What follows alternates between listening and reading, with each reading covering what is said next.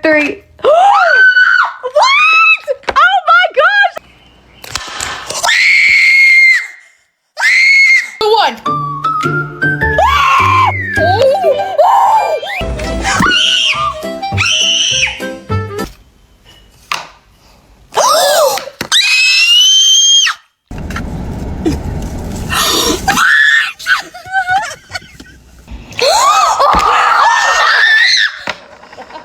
Three, 2, 1.